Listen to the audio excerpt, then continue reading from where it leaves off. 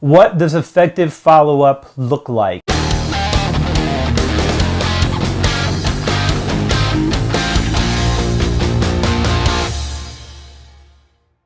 And today in the inbox, I get a note from Kevin, and Kevin says, I have a question that I can never seem to find a good answer to, and I'm hoping you can help me. I will do my best, Kevin. What does effective follow-up look like, and how often should I be doing it so I am not crossing the line of being annoying, but just enough that it's effective?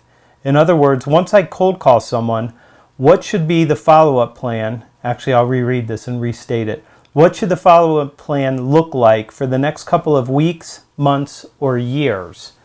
Thank you for your help with this burning question. Okay, I'm happy to do some help here, Kevin. But let's get first things first. Whenever you have a client interaction, I mean any interaction at all, whether it's a phone call, whether it's a face-to-face meeting, whether it's a presentation, whether you're taking them to lunch, whether you're getting coffee, it doesn't matter. You need to think about what value do I need to create for this individual, because I'm asking them to trade their time for something of value. So when I make a cold call and I'm asking to meet with somebody, I have to have something to offer them to say, this value that I can deliver for you is worth more than your time right now. So if I ask for a 20-minute meeting, I have to have 20 minutes worth of content that they're going to look at and say, that was absolutely worth my time. And if I cold call somebody, that's mostly what I want. But let me just expand this a little bit further. If you make a sales call and you walk in and you drop your catalog down on the table and you say, let me show you what our newest things look like and talk about features and benefits, then you are a time waster. And you're not creating value for that person because it's not connected to something that they want or need. It's something that you want or need. So we're always making a decision to be one of two things whenever we're interacting with a client. We can be a time waster, or we can be a value creator. And how we present ourselves and what we do with that time is going to determine which of those two things is true. So if you come in and you sit down in front of your client and you say, oh, your kids play soccer? Let me try to connect with you and build some rapport so I don't feel awkward talking to you about your business. Then you're a time waster. If you're a salesperson and you're consultative and you want to be a trusted advisor, you walk in with a business agenda and you get straight to the point. So the first thing that you have to understand is that every interaction, even a cold call, you have a decision to make as to whether or not you're going to be a time waster or a value creator. And you know I want you to be a value creator. So when you follow up, it means you have to have something to say. So how frequently should you call that person? How frequently do you have something to say? How frequently can you offer them a new insight? How frequently can you tell them something about their business or their industry that you've recognized that's going to allow them to see around corners and look into the future, or to avoid some risk, or to take advantage of some market condition that's going to help them do better?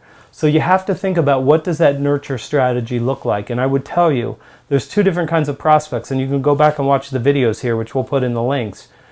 There are dream clients that we're going to nurture and we're going to care for and we're going to contact and we're going to provide value for a long period of time, knowing it's going to take time to reach those people.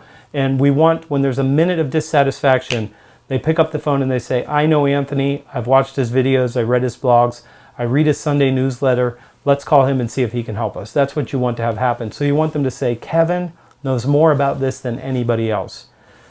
So that's the first test for you. How frequently can you communicate something?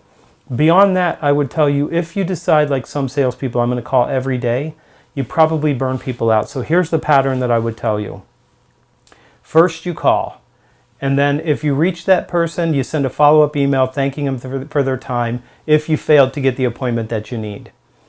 Then if you get a voicemail, you send an email telling the person you're sorry you missed them, but that you'll try them again, and you give them a date and a time the next week. It's never your prospective client's responsibility to call you back. And even if you say, call me back if this is of interest to you, or please call me back, that's not their job. They're not trying to sell you. You're trying to sell them something, so you call them back. So that next week when you call again. If you get them, ask for the appointment. If you don't, leave a voicemail. Follow that up with an email and say, I'm sorry I missed you. I would like to try you again next week, but in the meantime, if there's anything I can do for you, please feel free to contact me. Right now, I'm helping people that look like you with these three major problems. If any of these pop up, I'm your man. And then you call again the third week. So I'm putting time in between this. And some salespeople say, I just want to keep calling every day, every day, every day.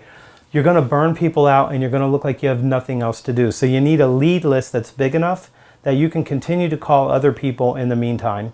And then you're going to continue to pursue these people. And what I would tell you to do, Kevin, is have a strategy to last 3 or 4 calls, and then have a nurture plan that says, I'm going to deliver this piece of content to them. I'm going to deliver this insight to them. I'm going to give them this idea. I'm going to continue to show them that I have ideas that can help them with their business. I'm Anthony Iannarino. Hit the subscribe button, and I will see you tomorrow, because this is every day.